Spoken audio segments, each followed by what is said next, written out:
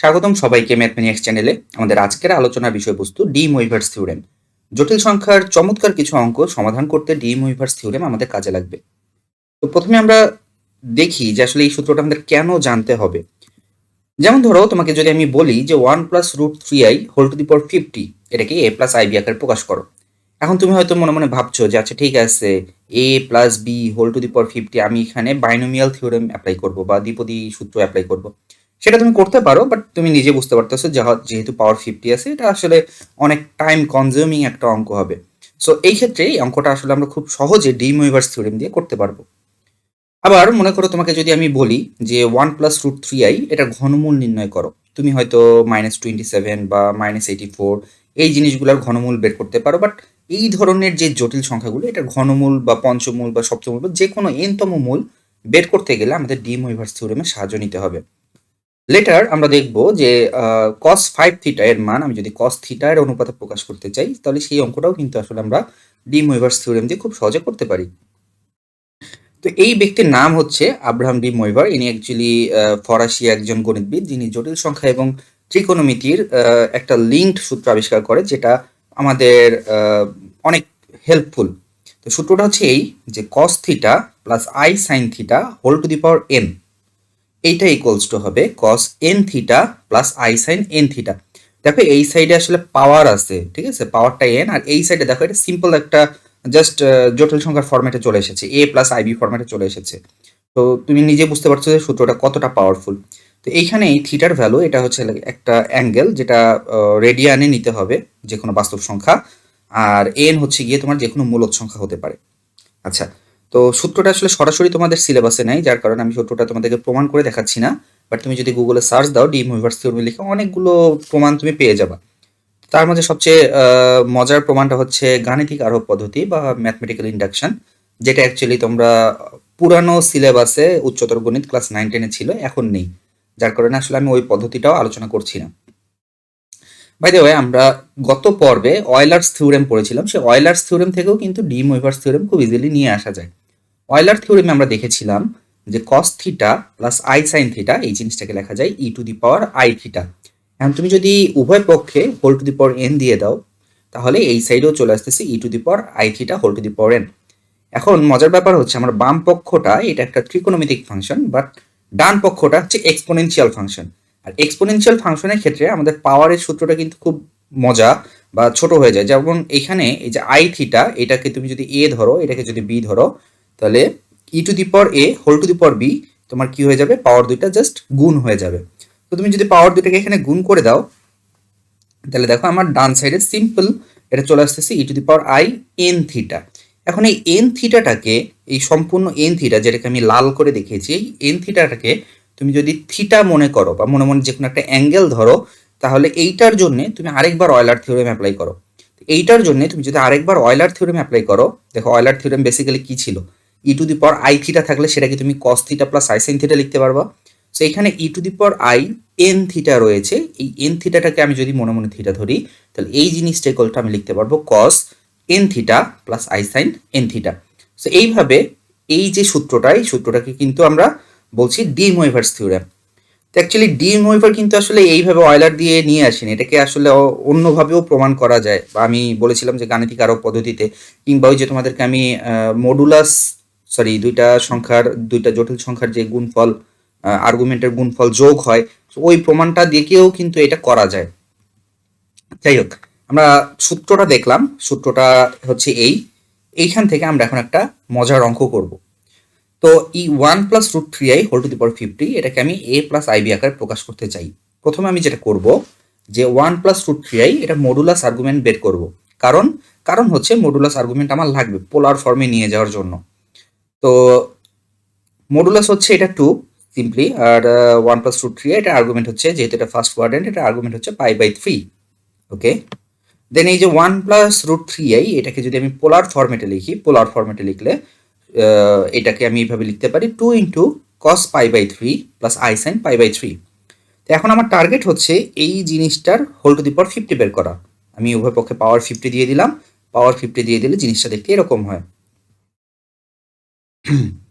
আচ্ছা, এখন তুমি দেখো এইখানে এই যে এই ডান পক্ষে আমি ডি মোইভার্স থিওরেম অ্যাপ্লাই করব।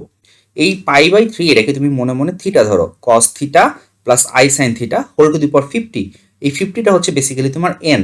তাহলে আমরা ডি মোইভার্স থিওরেম থেকে পড়ছি এই যে থিটা যেটা এন, তোমার এই এনটা বেসিক্যালি অ্যাঙ্গেলের সাথে গুণ হয়ে যাবে। সেটা তুমি যদি ডি মোইভার্স থিওরেম অ্যাপ্লাই করো 2 এর উপর পাওয়ার 50, এটা তো থাকলো, এটা সিম্পল। আর এইখানে আমি ডি মোইভার্স থিওরেম অ্যাপ্লাই করে পাচ্ছি cos 50π/3 প্লাস আই সাইন 50π/3। তো বুঝতে পারছো আসলে তোমার হিসাব নিকাশ কতটা ছোট হয়ে গেছে। এখন সিম্পলি এটাকে আমাদেরকে কি করতে হবে, ওই তোমার জটিল সংখ্যার যে রেক্টেঙ্গুলার ফরম্যাট, সেই রেক্টেঙ্গুলার ফরম্যাটে নিয়ে যেতে হবে। এটা করার জন্য আমরা যেটা করবো 50π এটাকে ভাঙবো, ঠিক আছে? এটাকে ভেঙে আমি লিখবো 48π প্লাস 2π।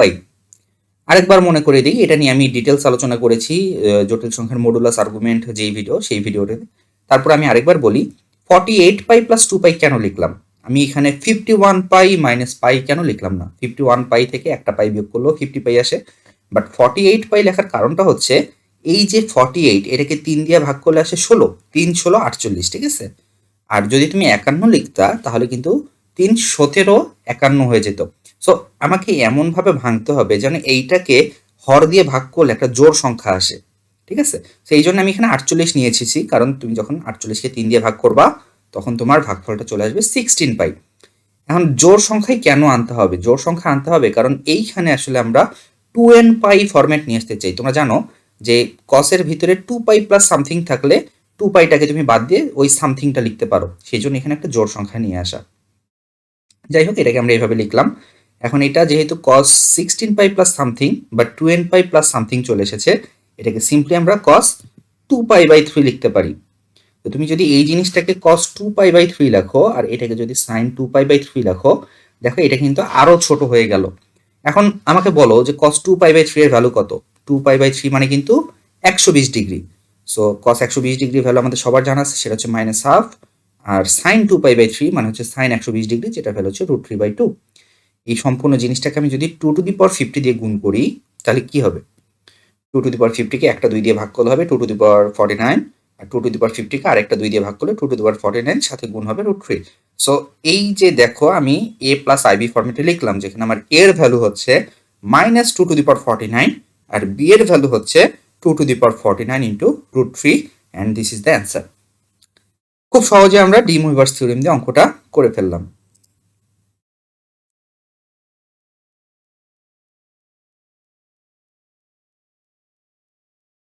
ওকে, নেক্সট আমরা আরেকটা অঙ্ক দেখবো, সেটা হচ্ছে cos 5 থিটা এর মান তোমাকে cos থিটা এর অনুপাতে প্রকাশ করতে হবে।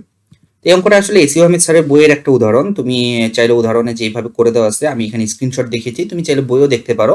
উদাহরণ অঙ্কটা করে দেওয়া আছে, তুমি চাইলে এইভাবে করতে পারো। বাট যেহেতু আমরা ডি মুইভার্স থিওরেম পড়ছি, আমি ডি মুইভার্স থিওরেম দিয়ে অঙ্কটা তোমাদেরকে আজকে করে দেখাবো।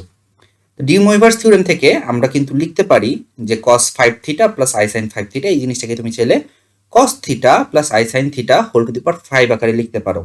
ওকে, তো এখন এইখানে আমরা যেটা করব যে a plus B whole to the power 5, অর্থাৎ এখানে আমি দ্বিপদী সূত্র বা বাইনোমিয়াল থিওরেমটা অ্যাপ্লাই করব। বাইনোমিয়াল থিওরেমটা যদি আমি অ্যাপ্লাই করি, সংক্ষেপে লেখার জন্য আমি cos থিটাকে c লিখলাম, মানে cos থিটাকে আমি ধরলাম c আর sin থিটাকে আমি ধরলাম s, এটা জাস্ট সংক্ষেপে লেখার জন্য। এখন c plus is whole to the power 5 তুমি দ্বিপদী সূত্রটা প্রয়োগ করে দাও। দ্বিপদী সূত্রটা আশা করছি সবাই করতে পারো, দ্বিপদী বিস্তৃতিতে তোমরা হয়তো শিখে এসেছো বা ক্লাস 9 10 হায়ার ম্যাথে এটা আছে। তো জাস্ট আমি দ্বিপদী সূত্রটা এখানে ফেলে দিলাম। ফেলে দেওয়ার পর আমাকে যেটা করতে হবে, এই যে এখানে is হোল স্কয়ার, আমার তো is স্কয়ারের মান আসলে জানা আছে। তারপর এখানে i কিউব, এটার ভ্যালু জানা আছে। i টু দি পাওয়ার 4 মান জানা আছে, i টু দি পাওয়ার 5 মান জানা আছে। তো এই যেগুলোর মান আমার জানা আছে, সেই মানগুলো আমি এখানে লিখে দিলাম। তাহলে i স্কয়ারের জায়গায় আমি লিখলাম -1, i কিউবের জায়গায় লিখলাম -i, i টু দি পাওয়ার 4 এর জায়গায় +1, i টু দি পাওয়ার 5 এর জায়গায় +i। তারপরে আমার দেখো এখানে কিছু বাস্তব অংশ আছে, কিছু অবাস্তব অংশ আছে। তো এই যে বাস্তব অংশগুলা হচ্ছে এই যে কালোগুলা, এগুলো হচ্ছে বাস্তব অংশ, লালগুলো হচ্ছে অবাস্তব অংশ। আমি বাস্তবগুলোকে এক জায়গায় এবং অবাস্তবগুলোকে এক জায়গায় আই কমন নিয়ে অবাস্তবগুলোকে এক জায়গায় লিখলাম। লেখার পর এখন তোমাকে দেখো আমি এইখানে আসলে যেটা হয় যে তোমার দুইটা জটিল সংখ্যা, এই যে এই ভ্যালুটা তো basically cos 5 theta plus i sine 5 theta, এই জিনিসটার ভ্যালু, তাই না? তো এইখানে আমার এই যে cos 5 থিটাটা হচ্ছে বাস্তব অংশ, এইটার সমান যদি এইটা হতে চায় তাহলে cos 5 থিটাকে হতে হবে এই বাস্তব অংশের সমান, আর এই যে sin 5 থিটা এটাকে হতে হবে আমার এই অবাস্তব অংশের সমান। তাহলে আমি বাস্তবের সাথে বাস্তব এটা সমান দেখিয়ে ক্যালকুলেশন করতে পারি, আবার অবাস্তব অংশের সাথে অবাস্তব অংশ সমান দেখিয়ে ক্যালকুলেশন করতে পারি। যেহেতু আমার cos 5 থিটার মান দরকার, তাই আমি এখানে বাস্তব অংশটা সমীকৃত করব। যদি আমার sin 5 থিটার মান দরকার হতো তাহলে আমি এখানে অবাস্তব অংশটা সমীকৃত করতাম। তাহলে cos 5 থিটা সমান আমি চাইলে লিখতে পারি c⁵ মাইনাস যে এই ভ্যালুটা লিখে দাও। লিখে দেওয়ার পর দেখো আমি আসলে বলেছিলাম যে c মানে হচ্ছে cos থিটা, আমাকে cos থিটার অনুপাতে প্রকাশ করতে হবে। বাট এখানে আসলে কিছু s রয়েছে, s মানে হচ্ছে sin থিটা, এই sin থিটাগুলোকে রিমুভ করতে হবে।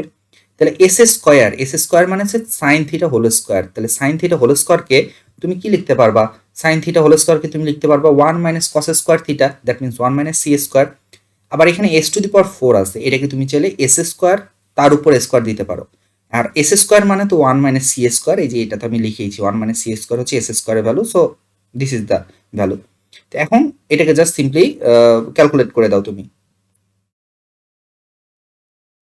আচ্ছা, তো আমি যদি এটাকে গুণ করে দেই, গুণ করলে জিনিসটা দেখতে এরকম হয়। এখানে আমি a মাইনাস b হোল স্কয়ারের সূত্রটা ফেলে দিয়েছি, সম্পূর্ণ জিনিসটাকে গুণ করে দাও।